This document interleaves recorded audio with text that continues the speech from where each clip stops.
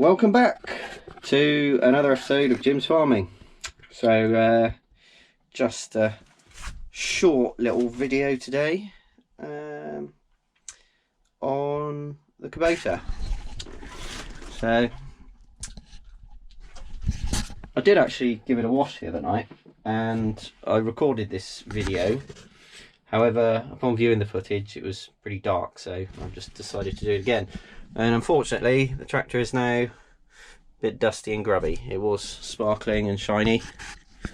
Anyway, so yeah, I've spoken about it quite a bit and just thought I'd do a bit of a rundown of what I like and what I don't like. To be honest, there's not a whole lot that I don't like about it. On the whole, my general thoughts are pretty positive. So starting with the cab.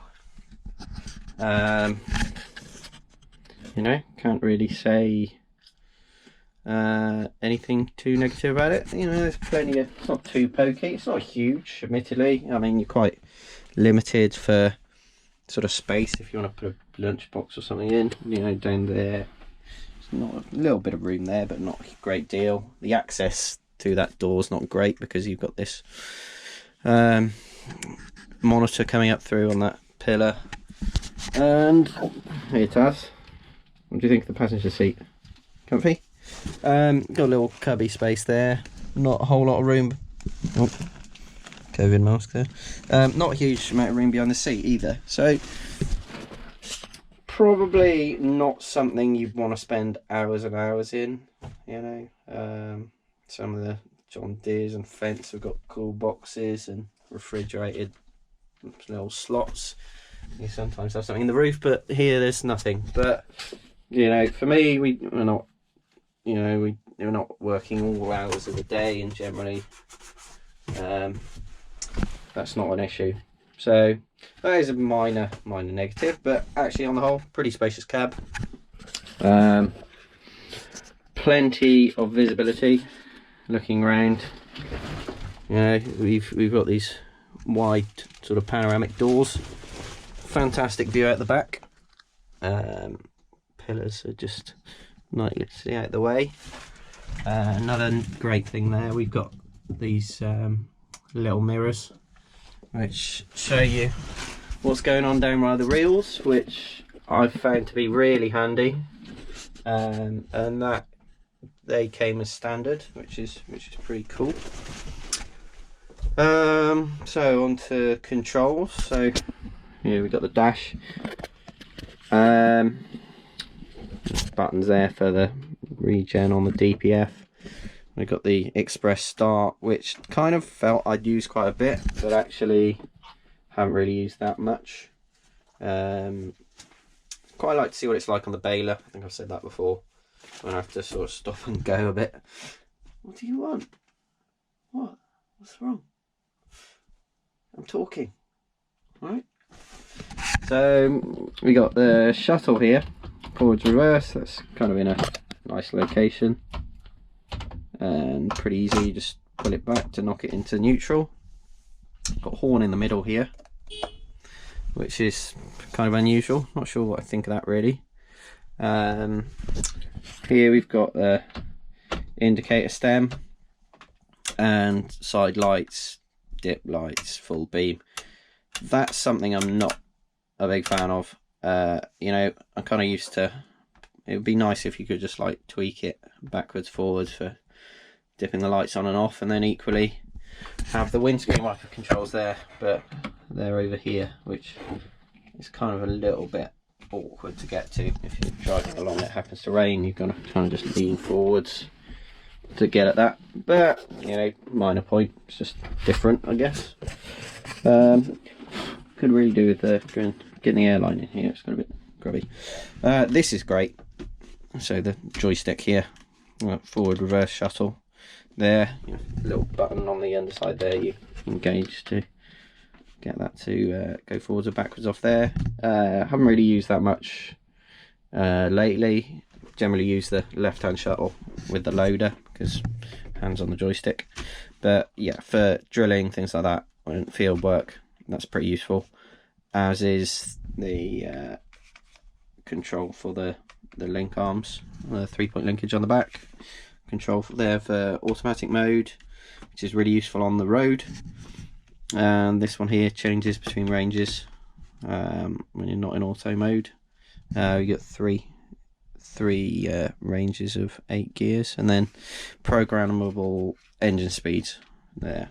So that's pretty straightforward. Then see forwards, backwards for going up and down the ranges, throttle and throttle, PTO, and sort of just a dial there for linkage height, like the arms, and you can lock them, drop them, lift them, diff lock, auto diff, 4-wheel drive. We've got that bi-speed turn, which is did use that a little bit in the shed when I was mucking at the shed the other day, but not a whole lot else. Auto 4-wheel drive, and really needs a clean. Yeah, various settings for setting the auto gearbox sensitivity and forwards reverse sensitivity, linkage height, stuff like that, draft control, engine speed limits, and yeah, so it's nice armrest there, nice, everything's just kind of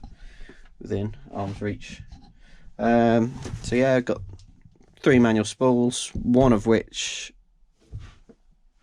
is that one is an auto detent, so we'll stay in position and keep pumping, so use that one with the hydraulic fan.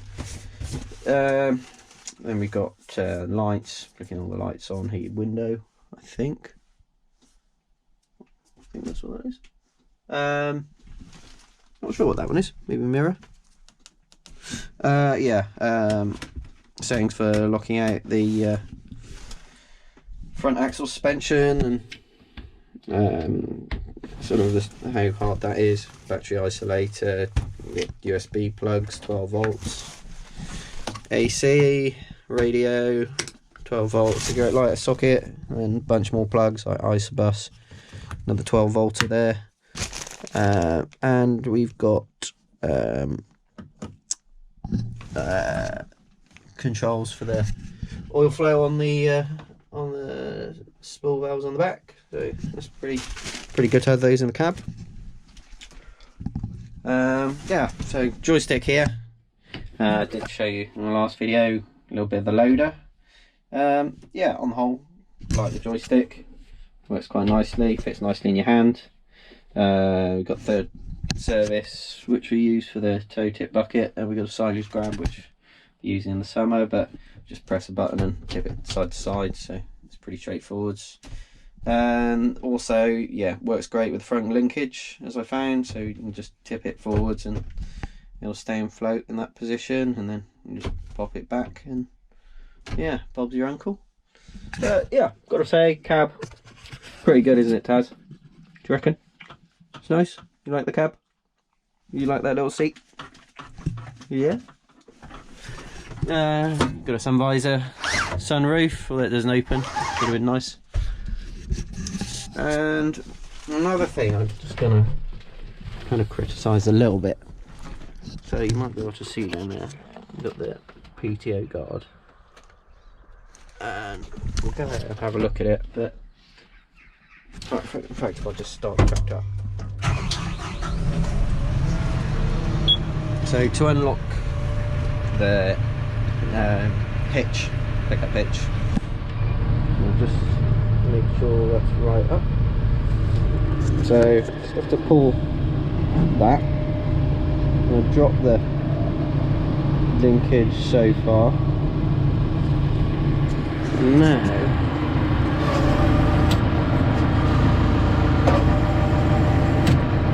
that's gone out. But from here, which is what I can see, it's very difficult to see down through there.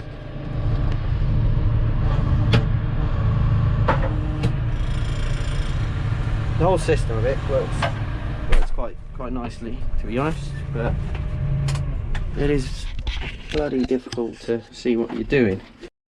Yeah, so you can kind of see a bit through there, but not a whole lot, so you could almost do the mirror. That's just one little criticism that we found a bit difficult. Got lever switch there, nicely positioned out of the way. 3 spools there. Power beyond, hydraulic brakes, isobus connection there. Trail lights. And yeah, okay. But yeah, like I say, I did have it sparkling the other day, but yeah, it's surprising how quickly it's got dirty again. So yeah, this is really great. I mentioned this in the last video. Really simple to connect the loader hydraulics on, and then we've got this little valve here that quite simply flicks it over to the front linkage, and then we've got this valve here which puts kind of a soft ride, sort of takes the shocks out of the dampens the loader. So there we go. There's the old linkage, 3 ton max apparently. One thing I do have to make up is a little bracket to attach that to the top of our weight block. I'll look at that shortly. But yeah, and it's pretty accessible. Oil in there. Pretty easy to get to the dipstick. Not the best toolbox, to be honest. It's not massive, and it's plastic. And yeah, stick a flask in there or something, but yeah, not big. Nice light under there, which is a nice little touch, especially when it's dark. See your way down the steps. What do you think? And yeah, LED lights all the way around. I do really like these mirrors. Really handy, and LED lights do a good job of illuminating us. Really did pay a bit more for the 600s. They're an extra, and glad we did. Nice big chunky wide tyres. So yeah, pretty happy with that. So the loader is actually an MX loader. However, it is branded as Kubota, and that's one thing we wish we had probably gone with a high spec loader. I think they do one which has got mechanical leveling, but they do actually have one which has got another ram. It's got hydraulic leveling, and that had, I think, a higher lift capacity. One thing I've found is that actually the leveling isn't that great on this, and by the time if I lifted that up, it'll be level so much, but then it really does sort of kind of crank back. Definitely the quickie loader used to do a much better job of leveling. It really didn't get much movement when that tipped back. Yeah, then we've got the little terminal here. Yeah, it works quite nicely. You've got various, settings, headland sequences. We had to have that to be able to have the PTO shut off. Well, I'm pretty sure we did anyway, which that was kind of expensive, but well worth having, I think. And it does mean that if we were to get any isobus ready implements, we'd be good to plug in with that in the future. But yeah, it's works quite nicely, but perhaps a bit unnecessary, but we did need it for the drill and using the power harrow. Yeah, so I kind of think that's everything that I can think of, really. Criticisms and mostly positives. We've got to say, I think we've done a bit over 150 hours, haven't we, Tess? And basically, yeah, pretty much can't fault it a lot. Can't fault the service from the dealership. Cannot fault the price. That was one of the main clinchers. So anyway, not the most exciting video, but just a few of my thoughts on the Kubota M6-132 today. Say faultless for us so far, and yeah, it's been a nice little tool to have, and definite upgrade in most ways to the old 6115R.